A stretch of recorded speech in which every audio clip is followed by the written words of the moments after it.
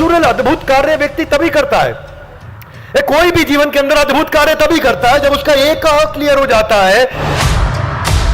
जब तक कोई फोकस नहीं होगा जिंदगी पर इंसान डीफोकस्ड होगा। जब तक कोई लॉन्ग टर्म गोल नहीं होगा कोई शॉर्ट टर्म फोकस बिल्ड नहीं हो सकता। ये किसी को अगर आज फोकस की चिंता है तो इस वीडियो को ध्यान से देखिए।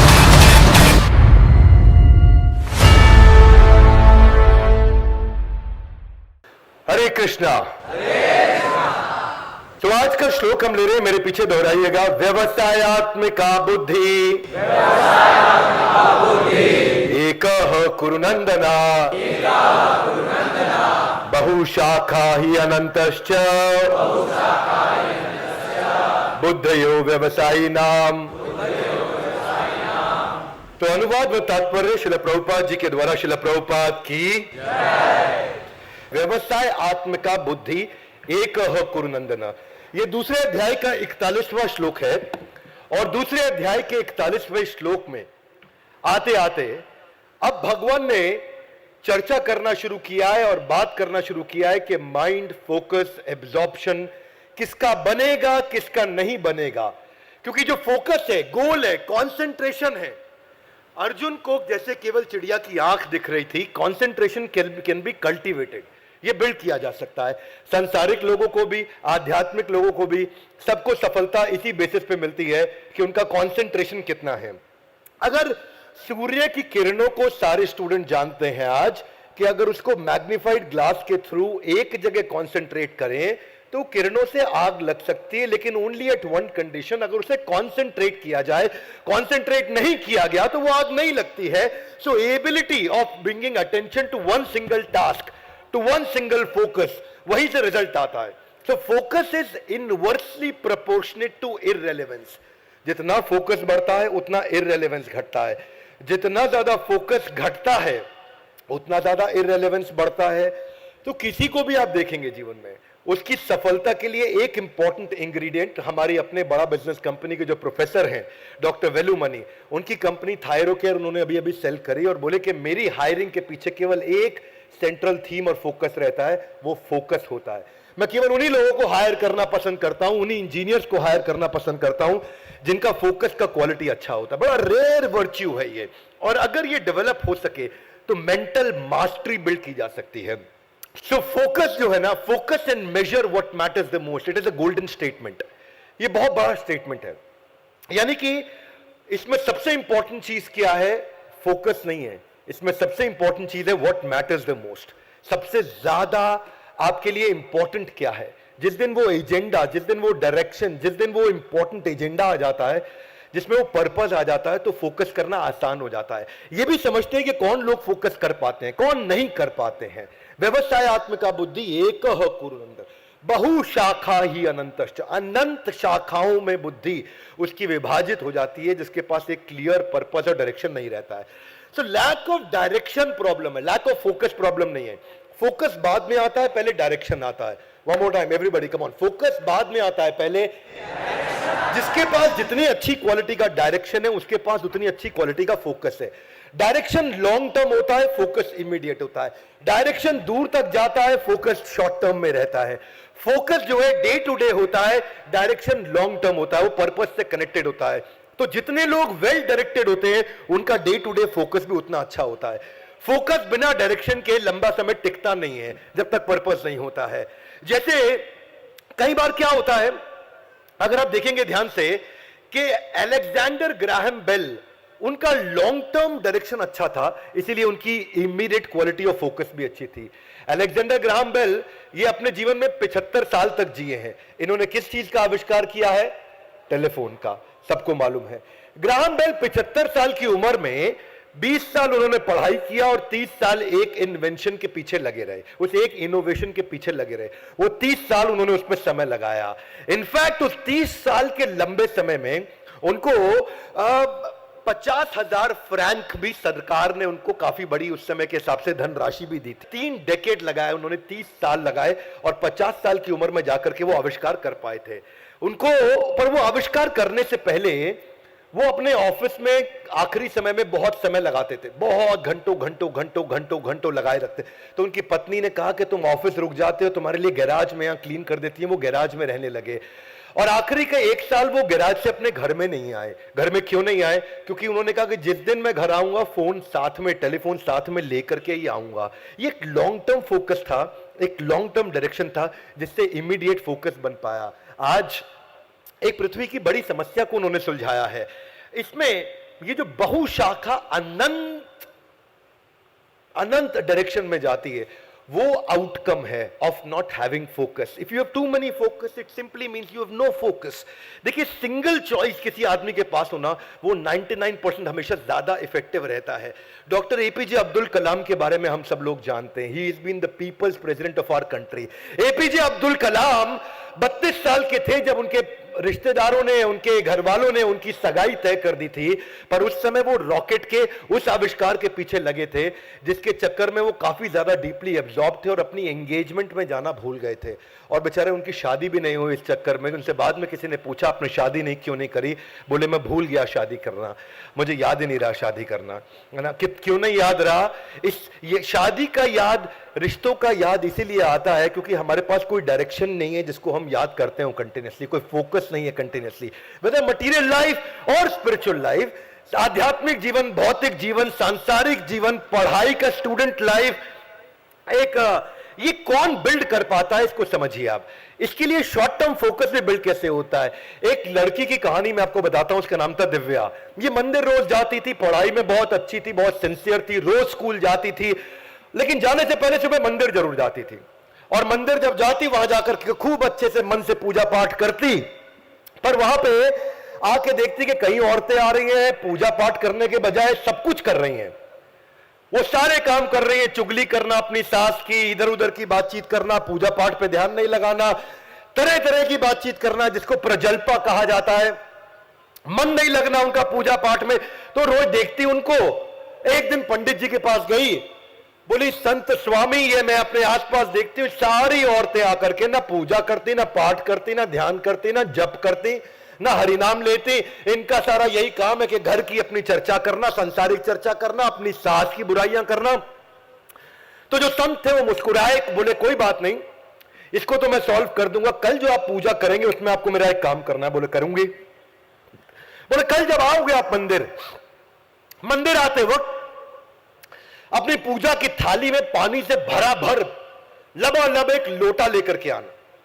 बोले, ठीक है, लेकिन ध्यान रहे, ये जो आप 1 किलोमीटर चल के आती हैं, उस लोटे में से एक बूंद भी पानी अगर बाहर छलका तो मैं आपकी पूजा नहीं कराऊंगा।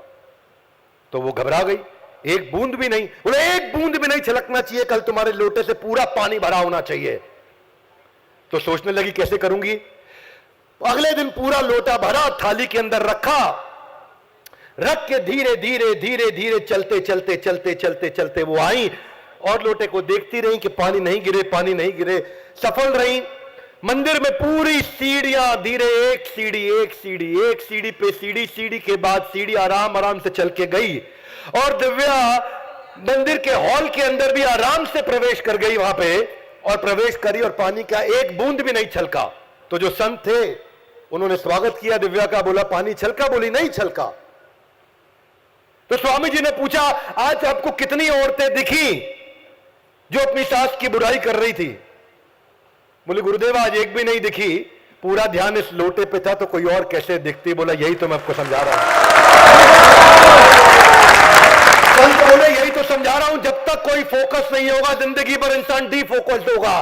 स्वामी विवेकानंद इतने पॉपुलर रहे हैं भारतवर्ष के अंदर कि लोग उनको बहुत मानते हैं आज भी, और हम भी उनका सम्मान करते हैं सबके सब, स्वामी विवेकानंद का। स्वामी विवेकानंद पेड़ के नीचे बैठ के जब पढ़ रहे थे तो वहां से शादी की बारात निकली, खूब बैंड बाजा बजा, आज मेरे यार की शादी है। और पीछे से बाद में एक आदमी अकेला आया, बोला, स्वामी जी आपने यहां से बारात निकलते हुए देखी? बोला, नहीं देखी, मुझे पता ही नहीं चला। और स्वामी जी जिनके सामने पूरी बारात निकल गई, उनको पता नहीं लगा, वो पेड़ के नीचे बैठ के पढ़ते रहे।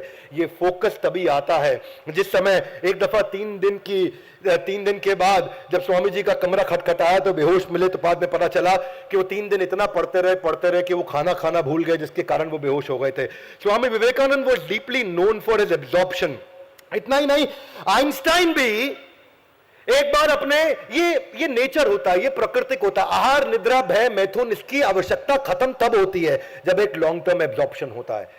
आहार निद्रा भय मैथुन, खाना पीना, आनंद लेना, जीवन में मजा करना, ये नेचुरल इच्छा उसी की आती है। उसी बच्चे को जब उसका एग्जाम चल रहा हो तो उसके बाद उस समय उसको मैस्टरबेशन, हस्त मैथुन का ख्याल नहीं आता। ये ख्याल तभी आता है जब वो जिंदगी में कमरे में अकेला होता है और उसके पास कोई गोल नहीं होता। जितने भटके हुए लोग हैं, व्यवसाय आत्मिका बुद्धि एक, give me your right hand out everybody, come on, एक। 3 times louder than this. This was good, but 3 times louder than this. Come on, एक।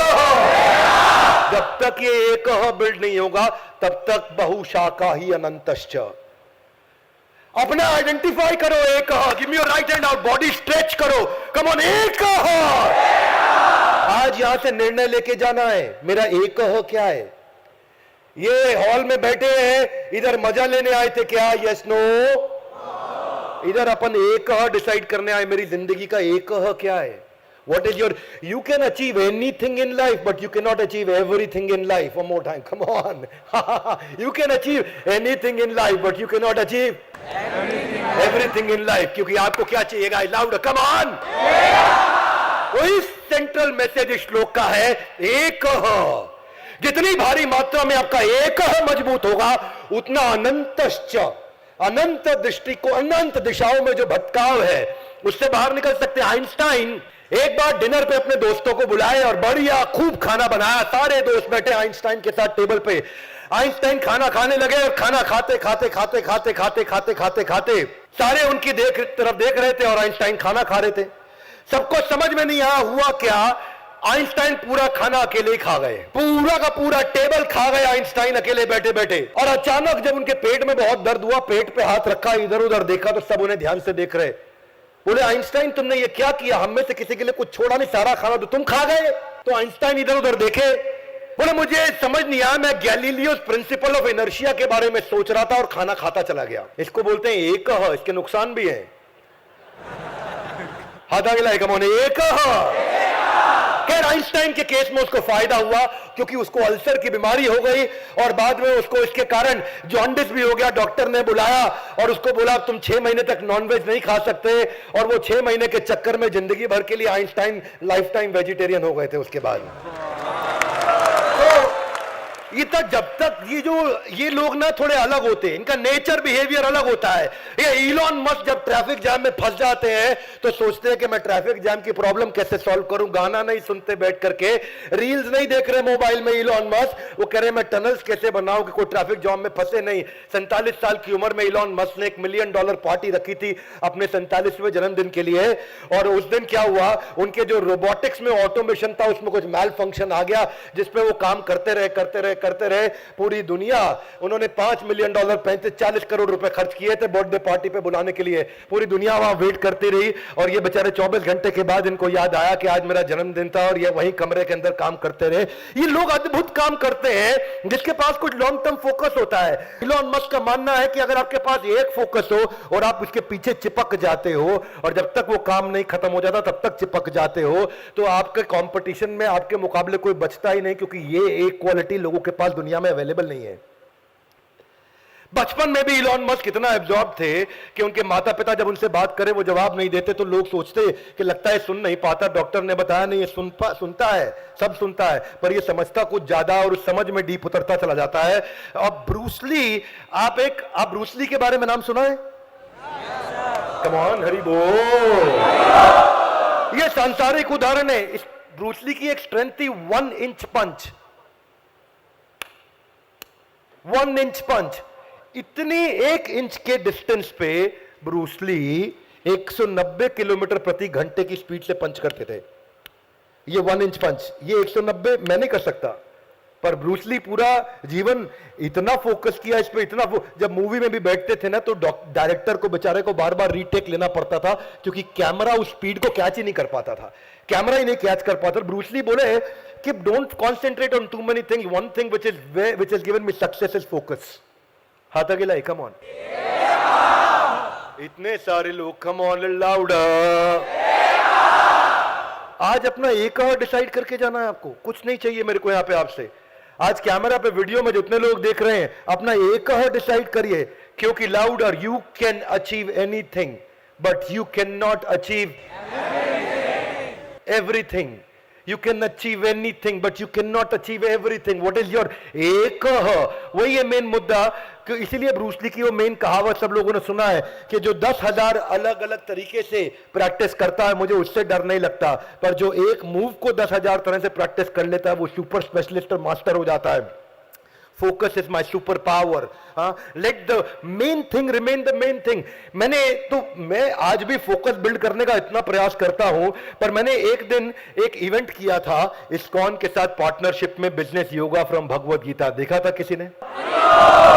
मुझे याद है उस समय में कब सुबह हुई कब रात हुई मुझे पता नहीं चला। मैंने 55 घंटा लगातार उस समय काम करता रहा। खाया नहीं मैंने 55 घंटा कुछ, लेकिन मुझे पहली दफा महसूस हुआ कि मुझे इतनी सी भी तकलीफ नहीं हुई, क्योंकि फोकस जो है ना उसका एक रूल है, या तो फोकस है या दुनिया में सब कुछ है। जब एक बार एक फोकस बिल्ड होता है तो बाकी चीजें आपको तकलीफ देना बंद कर देती हैं, डिस्टर्ब करना बंद कर देती हैं।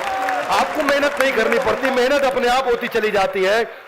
उस समय बिजली भी गई थी मुझे पता नहीं चला, उस समय जनरेटर भी बंद हुआ था मुझे पता नहीं चला, उस समय एसी भी बंद हुआ था मुझे पता नहीं चला। आज अगर एसी बंद होता है, 30 जून को मैंने ये डाला था इवेंट, मुझे याद है पिछले साल, पर 30 जून के दिन उसको मैं आज भी एक्सपीरियंस करता हूं तो भगवान का वो प्रिंसिपल याद आ जाता है कि आपको सफलता तभी मिल सकती है जब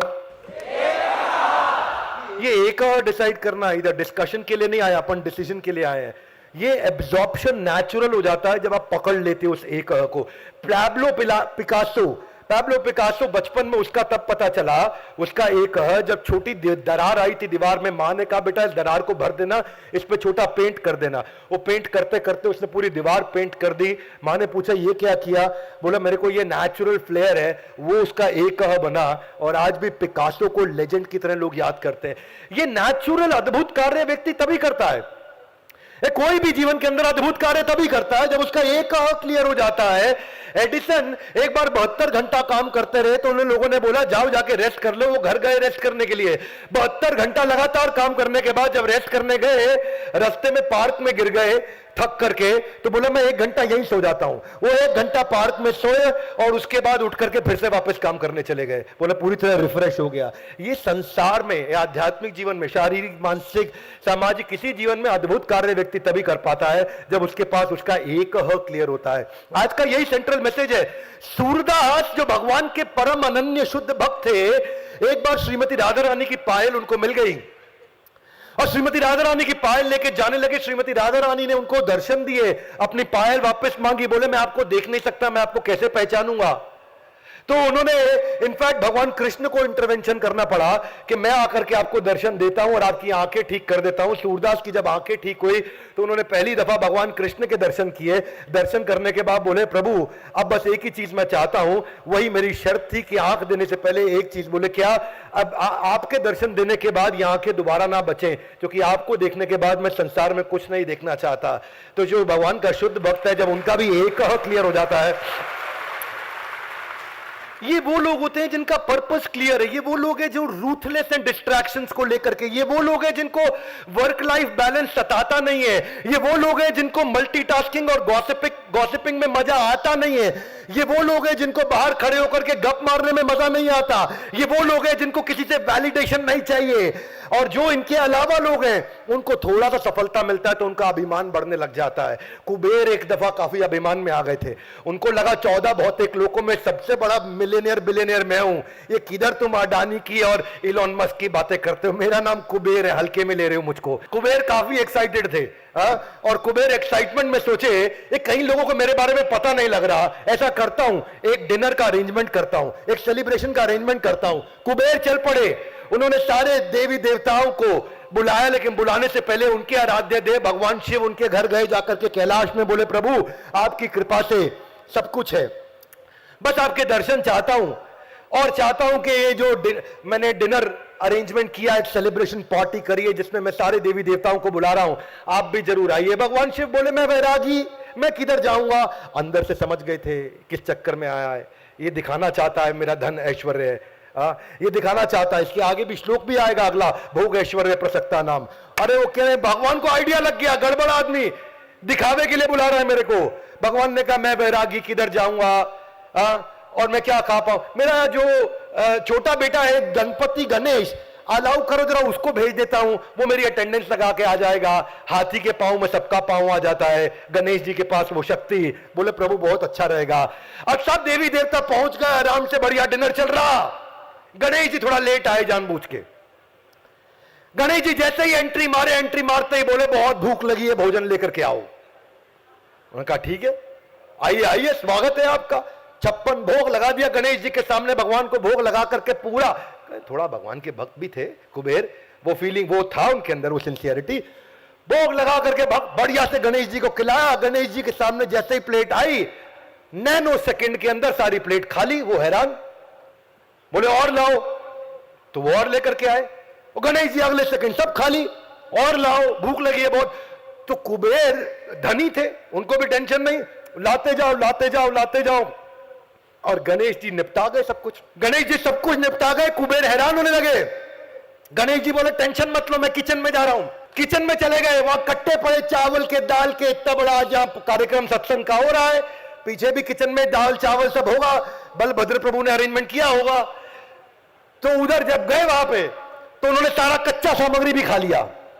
आटे के कट्टे, चावल, दाल, सब कुछ खत्म कर दिया। गणेश सब कुछ खत्म हो गया। तो वो जो सोने की थालियां थी, चांदी की थाली थी, बर्तन थी, गणेश जी वो भी खा गए।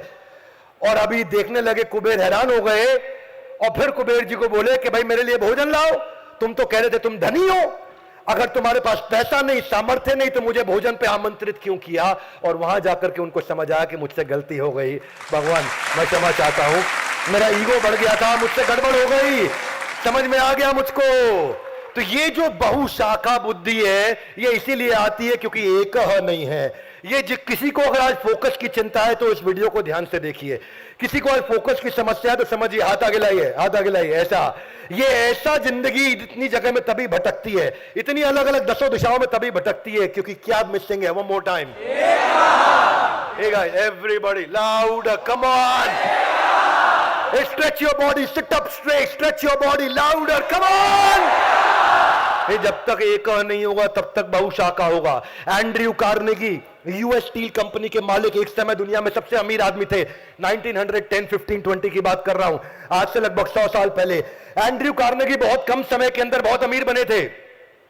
आपने नाम सुना होगा, डेल कार्नेगी नहीं बोल रहा हूं, एंड्रयू कार्नेगी बोल रहा हूं। और एंड्रयू कार्नेगी इतना अमीर हो गए कि अमेरिकन को शक होने लगा है कुछ गड़बड़ करता है। तो यूएस सेनेट ने कमेटी बिठाई, सेनेटर्स ने एक कमेटी बिठाई, बोला एंड्रयू कार्नेगी के ऊपर हम ऑडिट डालेंगे, इतना अमीर कैसे हुआ। पूरी टीम ने ऑडिट किया, कार्नेगी से बहुत सवाल पूछे गए, जवाब पूछे गए, और तब जाके समझ में आया कि नहीं ये तो बहुत ईमानदार आदमी है, बहुत बढ़िया व्यापार किया इसने। तो सबने उनको बुलाया और एक कॉन्फ्रेंस हुई, उनसे पूछा गया कि तुम इतनी ईमानदारी के साथ इतने कम समय में इतने अमीर कैसे हो गए कार्नेगी। तो कार्नेगी ने एक सिंपल जवाब दिया, बोला ये धन मेरे पास इसलिए आया क्योंकि मेरे पास एक गुण है। लोगों ने पूछा क्या गुण है, बोला मेरा गुण ये है कि मैं एक सब्जेक्ट पे 5 मिनट तक फोकस कर पाता हूं। What, 5 minute? सारे हंसने लगे, बोले हाँ मैं एक सब्जेक्ट पे 5 मिनट तक फोकस कर पाता हूं। सब हैरान हो, 5 मिनट? हंसने लगे वो, बोले 5 मिनट? उन्होंने बोला क्यों, आप में से किसको लगता है 5 मिनट फोकस कर लेंगे? सबने हाथ खड़ा कर दिया, मैं कर लूंगा। तो उन्होंने वहीं एक फोकस का टेस्ट लिया और उस ऑडियंस में 450 के 450 लोग फेल हो गए। और तब समझ में आया कि चंचलम ही मना कृष्णा परमा थी बलवदृढ़म, ये मन फोकस नहीं कर पाता, और जिसके पास ये फोकस करना आ गया वो जीवन में कुछ भी कर सकता है। स्वामी विवेकानंद के तो फोकस के बारे में बहुत सारी बातें। एक दफा उनका वो जर्मन दोस्त पॉल जर्मनी में उनको मिला, बोला मैं आ रहा हूं 1 घंटे में। वो बोले मैं लाइब्रेरी में बैठ के किताब पढ़ता हूं। एक मोटी सी किताब उन्होंने उठाई, उठा के पढ़ने लगे। पॉल आधे घंटे में ही लौट के आ गए बीच में। तो उन्होंने कहा भाई मैं आधे घंटे में ही आ गया, मिल लेता हूं। जब स्वामी विवेकानंद के बाजू में आके खड़े हो गए, विवेकानंद पढ़ते रहे पढ़ते रहे पढ़ते रहे पढ़ते रहे पढ़ते रहे, और आधा घंटा बीता। उन्होंने किताब पूरी पढ़ डाली, बंद करी। तो पॉल की तरफ देखा, बोला आई एम रियली सॉरी, आप कब से खड़े? बोला आधे घंटे से खड़ा हूं। बोला आपने कहा था 1 घंटे में आएंगे। बोला मैं जल्दी आ गया आपसे मिलने के लिए, लेकिन मैं आपकी सॉरी में विश्वास नहीं रखता, आपने मुझको इग्नोर किया। बोला नहीं सॉरी, सिंसियरली मैंने देखा नहीं आपको। बोला I don't believe your sorry. बोला okay, if you don't believe my story, मैं ध्यान से पढ़ रहा था, ये लो किताब, कोई भी पेज खोल के कुछ भी पूछो। उन्होंने पेज नंबर 212 खोला और पूछा, तो उन्होंने बताया कि ये पेज नंबर 211 में ये है, 12 से आपने खोला है और उसके बाद 13 में ये मिलेगा। तो वो हैरान हो गए। तो उन्होंने कहा कि not only you focused and completed your book, you also learned everything.